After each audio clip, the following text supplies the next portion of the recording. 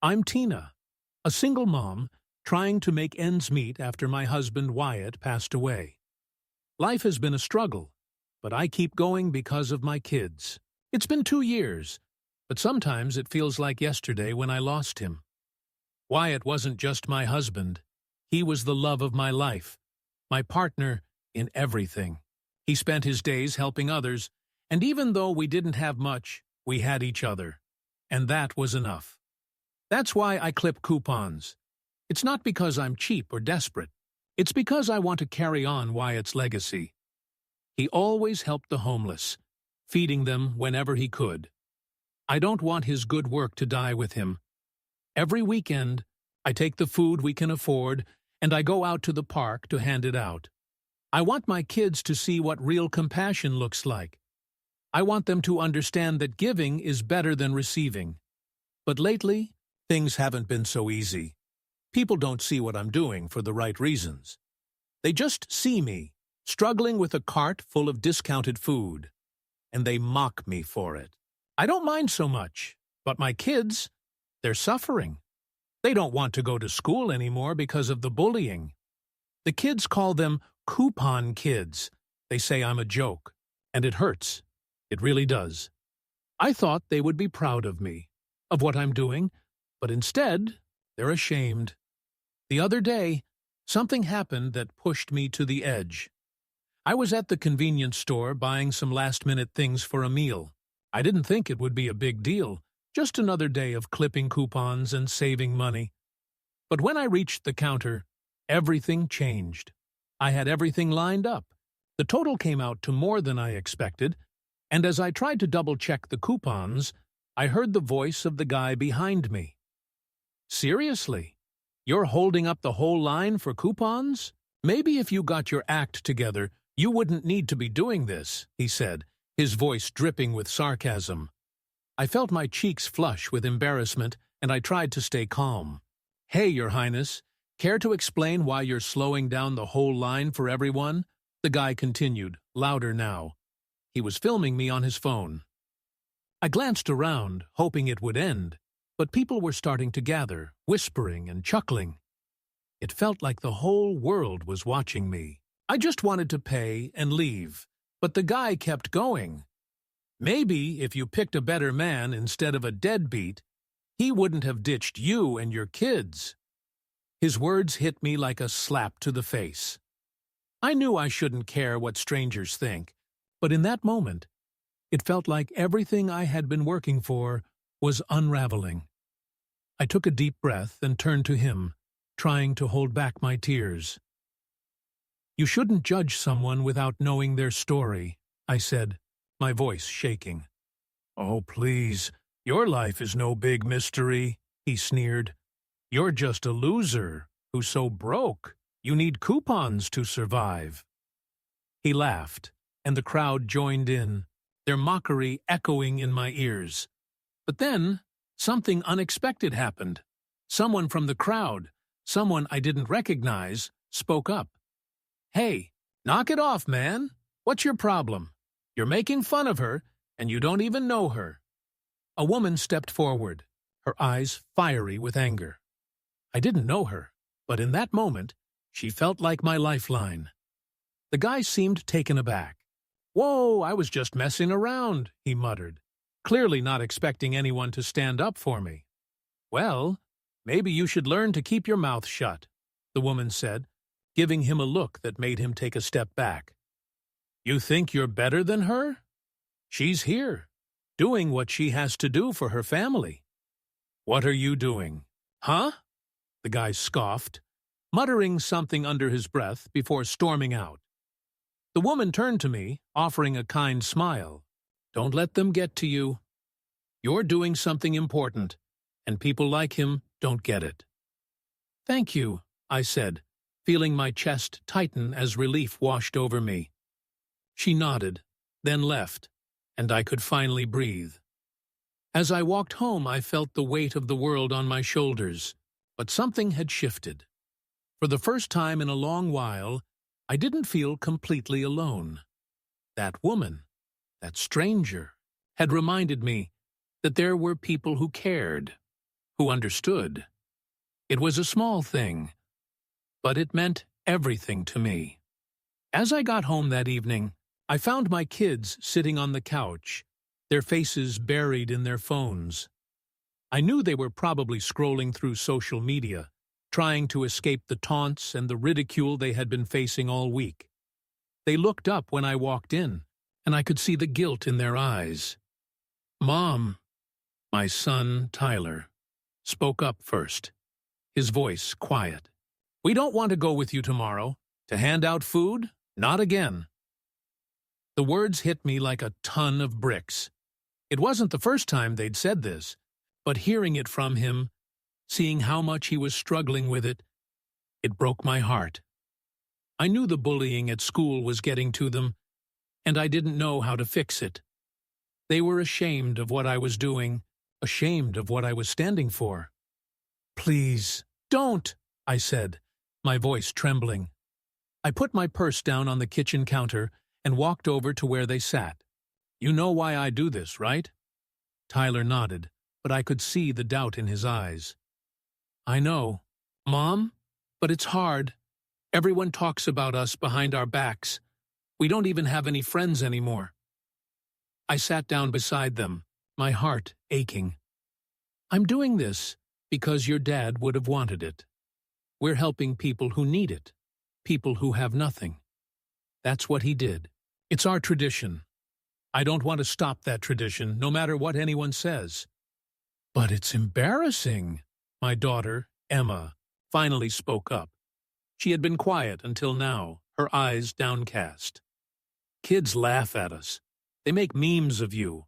They call you the queen of coupons. They even posted that video at the store. It's not just school, Mom. It's everywhere."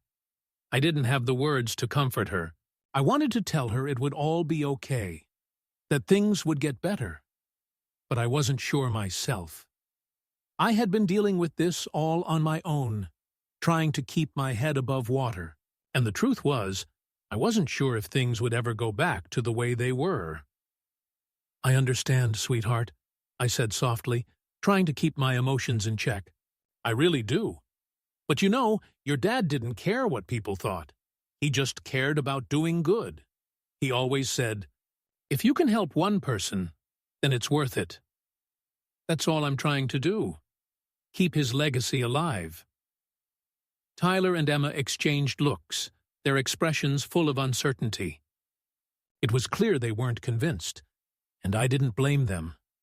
They were just kids, and this world was crueler than they should have to experience. I didn't want them to carry this burden. But as I stood up to make dinner, I knew one thing for sure. I couldn't stop. I couldn't let the world's cruelty dictate my actions. I wouldn't stop clipping coupons, wouldn't stop helping the less fortunate, because I owed it to Wyatt. I owed it to the man who gave his life to helping others, the man who believed in making the world better, one small act of kindness at a time. That night, I sat in front of my laptop, scrolling through social media. I couldn't help myself. The post that had gone viral, the one where I was mocked at the convenience store, was still up. It had 1,000 comments, and most of them were cruel, ridiculing me for using coupons and making fun of my financial struggles. But then I saw something that made my heart skip a beat. A link, a GoFundMe page. I clicked on it, and my breath caught in my throat as I read the description. It was a fundraiser for me and my family, started by strangers who had been moved by my story. The page was filled with donations, small and large, all given by people who wanted to help, people who understood. I sat back in my chair, stunned. Tears welled in my eyes. Maybe there was still good in the world. Maybe my struggle wasn't in vain. Maybe, just maybe, people were starting to see beyond the coupons and the judgment. The next day, I went to MacArthur Park, as usual, even though my kids still refused to join me. But I couldn't give up. I needed to honor Wyatt's memory. It wasn't just about helping others. It was about teaching my kids the value of kindness, of empathy, of giving when you have little to give. As I handed out sandwiches and bottles of water, I saw a familiar face in the crowd. The woman from the convenience store, the one who had stood up for me, was there. She walked over with a smile, holding a bag of supplies in her hands. "I couldn't help but notice," she said, her voice warm. "I wanted to come by and help. I know what it's like to be judged." "Thank you," I said, my voice thick with emotion. "You have no idea how much this means to me." She smiled softly. "You're doing something good." "Don't let anyone tell you otherwise." We spent the afternoon together, handing out food, talking, and laughing. It felt good to have someone who understood, someone who didn't judge me. Later that evening, when I was packing up to leave, I got a message on my phone. It was from the GoFundMe page. The fundraiser had reached over $10,000. I couldn't believe it. People were actually supporting us. The next few days were a whirlwind. The viral video, the donations, the kindness from strangers. It all felt overwhelming, but in a good way. And then I received another message, this time from a man named Greg. He had seen the video, and he wanted to meet me in person. When we met, he handed me a check. "For you and your kids," he said. "I want to help you continue your husband's work. I know it's not much, but it's a start." Greg's gesture left me speechless. The man didn't know me, didn't owe me anything, but he was willing to help. It was a sign that maybe things were changing for the better. In the weeks that followed, things did start to get better. My kids slowly came around, no longer ashamed of what we were doing. They saw the impact we were having, not just on others, but on ourselves. We were becoming stronger, more united. And the bullying at school? It didn't stop, but it got quieter. I was proud of them for sticking it out. And then, one evening, as we were preparing dinner together, Tyler turned to me. "Mom," he said, his voice tentative. "I'm sorry. I get it now. You're not just clipping coupons. You're doing something important. And I want to help. I want to go with you next weekend." I felt a rush of warmth fill my chest. "I'd love that, honey. I'd love that more than anything." For the first time in a long while, I felt like we were on the right path. Maybe it wasn't easy, maybe it wasn't perfect, but it was real. It was life. And I was going to keep fighting, no matter what. I would keep clipping coupons. And I would keep honoring Wyatt's legacy, one act of kindness at a time. The next day at school, everything felt heavier. The teasing hadn't stopped, but it had somehow become worse. It was like the video from the convenience store had lit a fire under my kids' classmates. They didn't just mock me anymore. Now, it felt personal. They weren't just calling me names. They were throwing my past and my decisions right in my kids' faces. Every day was harder, but I knew I couldn't back down. My husband, Wyatt, had taught me that. He had always said that if you're doing the right thing, then you can face anything, no matter how much people try to tear you down. That afternoon, as I was preparing for my usual routine, going through coupons, getting food to take to the park, my son, Ryan, walked into the kitchen with a heavy look on his face. He was trying to hide it, but I could tell something was wrong. "What is it, sweetheart?" I asked gently. "Mom, you know how I've been avoiding going out to help with the food?" He sat at the kitchen table, his hands gripping the sides. "Well, it's not just the kids at school making fun of me anymore." "What do you mean?" I felt my heart drop. Ryan's voice was barely a whisper. "Some of the teachers. They're starting to make jokes, too. They call me the coupon kid, or the homeless charity kid in class." He sighed. His shoulders slumped, as if the weight of the world was on him. The tears I had been holding back all day finally escaped, but I didn't want to show weakness. I took a deep breath. Ryan, you know I'm doing this for a reason. You're not just helping me, you're helping people who really need it. I know. Mom, he said, looking up at me. But it's so hard. I don't want to be the kid everyone makes fun of. I don't want to be different. I sat next to him, wrapping my arms around him in a hug. I'm sorry you're going through this, but you are so much stronger than they give you credit for. Your dad would be proud of you. He'd want you to keep going, to stay true to yourself. Ryan didn't respond right away, but I could feel the heaviness lifting off him, even if just a little. It wasn't easy, but we'd get through this together. That night, as I prepared to go to the park to continue Wyatt's tradition, something unexpected happened. The phone rang, and it was from a number I didn't recognize. I almost let it go to voicemail, but something urged me to pick up. "Hello?" I asked, trying to keep my voice steady. "Is this Tina?" a man's voice asked. "Tina Langford?" I froze. The voice was unfamiliar, but there was something oddly comforting about it. "Yes, this is Tina." "Who is this?" "My name is Greg," the man replied. "I'm calling about your husband, Wyatt. I don't know if you remember me, but we used to volunteer together." My heart skipped a beat. I hadn't heard Wyatt's name in a long time, at least not in the context of his good work. "Greg?" "Yes, I remember. What's going on?" "I saw the video. I know what's been happening to you and your kids." I wanted to say, "I've been following your story. I can't just sit by and let people keep tearing you down. I've started something that might help."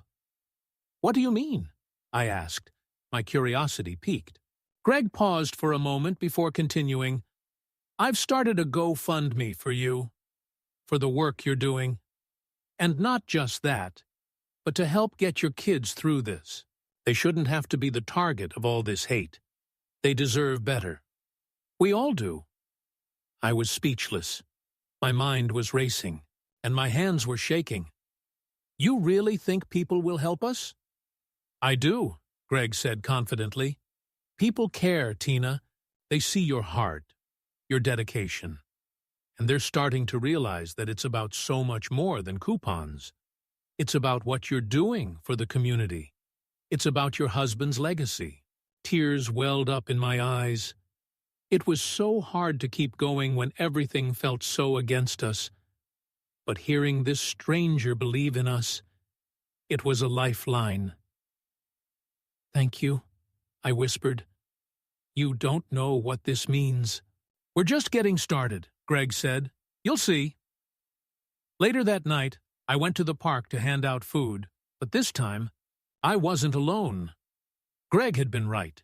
People were starting to care. The GoFundMe had taken off. I was able to buy more food, get more supplies for the homeless, and my kids.